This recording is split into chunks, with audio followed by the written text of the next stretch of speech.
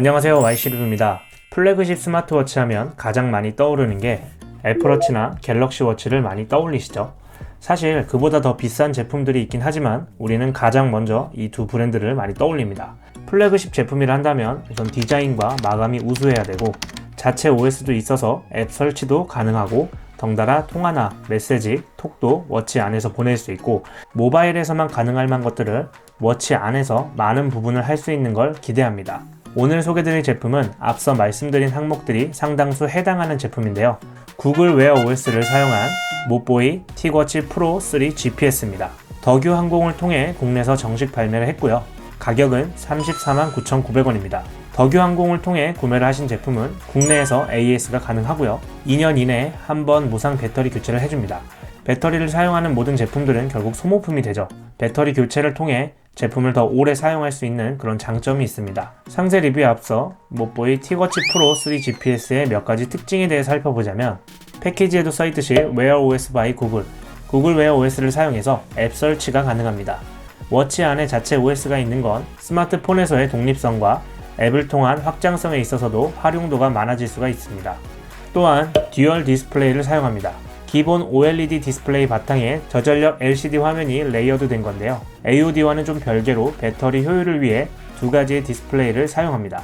또한 스마트워치 최초 퀄컴의 웨어 4100 칩을 사용해서 이전 웨어 3100보다 CPU 속도가 85% 향상이 되었습니다. 확실히 시계 안에서의 동작들이 빠릿하고 쾌적합니다. 좀 더 자세한 사항은 영상 뒷부분에 설명드리도록 하겠습니다.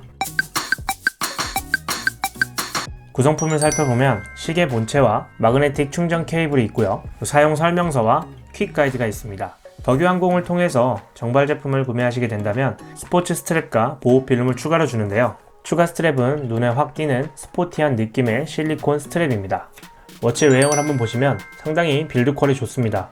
꽤나 고급스러운 외형인데요. 색상은 섀도우 블랙이고요. 직경 47mm로 1.4인치 브릴리안트 레티나 아몰레드 디스플레이를 사용합니다. 해상도는 454x454이고요. 화면이 확실히 좀 쨍하고 좋습니다. 화면 터치로 노크온도 가능하고요. 기본 화면의 LCD에서 노크온을 하게 되면 이런 식으로 OLED 화면으로 전환이 됩니다. 워치 페이스도 상당히 좀 잘 만들어졌고 종류가 상당히 많습니다. 실제 시계처럼 톱니바퀴가 굴러가는 것도 리얼하고 전반적으로 깔끔하고 워치 페이스의 시인성이 좋습니다. 설정 변경 시 확실히 이렇게 빨리 변환이 되고요. 웨어 4100 칩이 빠르긴 빠르네요.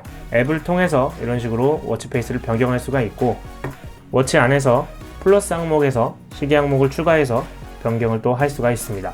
또한 밑에 에디트 항목들을 설정을 해서 사용자와를 통해 워치 페이스에 보여지는 항목들을 원하는 항목들로 바꿔서 변경을 해서 사용을 할 수가 있습니다. 유광 느낌이 나는 베젤링은 시계 눈금으로 처리가 되어 있고요. 케이스는 스테인리스 스틸과 플라스틱의 합금으로 되어 있습니다. 오른쪽에는 두 개의 물리 버튼이 있고 위의 키는 전원 키와 시계 화면 켜기 그리고 메뉴 키로 사용이 되고요. 아래는 전원을 끌 때 사용을 한다든지 펑션 키로 사용을 할 수 있습니다. 꾹 눌러서 가장 아래 커스터마이즈 펑션 버튼을 눌러주시게 되면 원하는 항목을 설정해서 사용을 할 수가 있습니다. 버튼 사이에 있는 가운데는 마이크가 있고요. 그 반대에는 스피커가 있습니다. 플래그십 모델답게 워치로 통화가 가능하고요. 안드로이드 기반이기 때문에 iOS에서는 확인만 가능하고 통화 수신을 하게 되면 워치 자체에서 통화는 안되고 스마트폰으로 넘어가게 됩니다. 워치 안에 메뉴 항목을 보시면 전화라는 항목이 있죠. 다이얼도 있고 혹은 주소록을 입력하든지 주소록을 동기화해서 수신뿐이 아니라 발신도 가능합니다. 통화 품질도 상당히 준수한 편입니다. 뒷면에는 광학 센서와 충전 단자로 되어 있고 기본 스트랩 같은 경우는 실리콘 스트랩인데 패딩 처리된 가죽 외관에 주황색 스티치가 들어가 있습니다. 기본적으로 가죽이 아닌 실리콘이기 때문에 운동 시 땀이나 혹은 물이 묻어도 가죽처럼 적셔지지 않아서 오히려 사용하기 괜찮았던 것 같습니다. 사이즈는 22mm 호환이 가능합니다. 워치 스펙을 한번 살펴보면 메인 칩셋은 퀄컴 스냅드래곤 웨어 4100을 사용하고요. 이전 버전인 3100에 비해 CPU는 85% 속도 향상, 그래픽은 1.5배 향상, 배터리 효율도 25% 향상이 되었습니다. 블루투스 5.0을 사용하고 1기가 램에 8기가 롬을 지원하고요. 구글 웨어 OS를 사용하고 플레이스토어를 통해 앱을 설치할 수가 있고 그때 저장 공간을 사용한다고 보시면 될 것 같습니다. IP68 방수 등급을 지원하고 GPS, 글로나스, 갈릴레오, 베이다오 위치 정보를 사용하고 NFC가 있습니다. 현재 국내에서는 구글페이 지원이 되지 않기 때문에 제대로 NFC를 사용할 수가 없지만 구글페이가 지원이 되는 곳에서는 사용을 할 수가 있고 국내 사용은 아직 미지수지만 구글페이가 지원된다면 참 좋겠죠. 또한 와이파이를 지원하고 플레이스토어에서 앱 설치를 할 때 주로 사용을 합니다. 배터리는 577mAh로 스펙상 기본 사용은 3일, LCD 모드로 사용하는 에센셜 모드 사용 시 최대 45일까지 사용이 가능합니다. 사용을 해봤을 때 기본 알림 위주로 사용했을 때는 대략 3일 정도는 충분히 사용이 가능했었고 앱 설치와 운동 모드, 수면 트래킹 등 여러 가지를 사용을 했을 때는 1일 1충전을 진행을 해야 합니다. 디스플레이 모드가 몇 가지 있는데요. 그냥 기본 모드 같은 경우는 LCD 화면이 평상시 대기 화면으로 되어 있고 손목을 들거나 화면을 노크온 하거나 버튼을 눌러서 켰을 때 OLED 화면이 나오게 됩니다. 이 경우 배터리 효율이 좋은 편이고요. 화면 항상 켜기라는 항목에서 AOD를 활성화하게 된다면 OLED 화면이 유지가 되고 워치페이스 그대로 AOD가 되고 배터리 소모는 조금 더 되는 편입니다. 마지막으로 LCD 화면으로만 볼 수 있는 에센셜 모드가 있는데요. OLED 디스플레이는 아예 꺼지게 되고 LCD 화면으로만 볼 수 있는 건데 좀 불편했던 건 에센셜 모드 후 다시 원래로 돌아오려면 전원을 껐다 켜야 합니다. 센서 같은 경우는 PPG, 가속도계, 자이로스코프, 광학 센서, 기압계를 사용합니다. 시계 조작을 한번 살펴보면 위로 스크롤하게 되면 빠른 설정 메뉴가 있고요. 볼륨 조절이라든지 휴대폰 찾기, 비행기 모드, 플래시 등이 있고요. 아래로 스크롤하게 되면 이전에 왔었던 알림들을 확인할 수가 있습니다. 알림은 SNS, 카톡, 메시지 등 시스템 알림 항목은 다 오는데요. 앱 아이콘도 잘 표시가 되고 시인성 좋고 글자 표시도 거의 다 확인이 가능합니다. 안드로이드 같은 경우 워치에서 문자 메시지나 카톡 답장이 가능하고 iOS에서는 확인만 가능합니다. 어찌 보면 구글 기반이기 때문에 안드로이드에서만 되는 건 당연한 거예요. 이건 갤럭시 워치 3 때도 그랬죠. iOS는 애플워치만 답장이 됩니다. 메시지나 카톡 답장은 저는 주로 음성을 사용하고요. 키보드는 안에서 쓰기도 좀 어렵고 영문만 지원을 합니다. 이런 식으로 답장을 보내면 이렇게 와 있습니다. 왼쪽으로 스와이프하게 되면 구글 어시스턴트를 사용할 수 있는데요. 인식률도 괜찮고 가까운 편의점 찾아줘, 반응도 빠르고 가끔 사용하기에는 괜찮았던 것 같습니다. 오른쪽 스와이프하게 되면 운동 기록, 날씨, 헤드라인 이런 각종 카드가 있는데요. 화면을 꾹 누르게 되면 카드를 추가하거나 이런 식으로 자주 사용하는 항목들을 설정해서 사용할 수가 있습니다. 저는 헤드라인 뉴스를 해놓은 게 괜찮았었는데요. 이런 점은 웨어 OS를 사용하는 장점 중에 하나인 것 같습니다. 물리 버튼을 눌러서 메뉴 항목들을 보게 되면 상당히 많은 메뉴들이 있는데요. 틱 헬스는 운동 기록, 그리고 틱 엑서사이즈는 운동, 심박수, 수면 트래킹, 호흡하기, 틱 젠 같은 경우는 스트레스 수치를 측정하는 항목이고요. 그리고 요즘 스마트워치에 많이 포함되는 산소 포화도 측정, 더 히어링 같은 경우는 이런 식으로 소음 측정을 확인할 수가 있고요.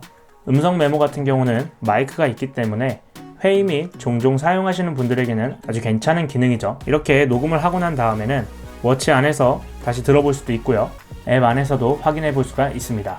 구글 기반의 메뉴들은 한글화가 잘 되어 있고 알람, 스톱워치, 타이머, 날씨, 주소록, 일정 목록 이런 것들이 있고요. 개인적으로 번역 같은 경우 쓰기 괜찮은데요. 화장실이 어딘가요? 인식률도 좋고 번역도 빠릅니다. 또한 요즘 자주 사용하는 손 씻기 타이머가 있습니다. 애플워치처럼 소리를 인식해서 실행되는 것이 아니라 눌러서 실행을 해야 하는 건데요. 그리고 또 40초 너무 좀 길죠? 저는 애플워치 15초도 좀 길던데.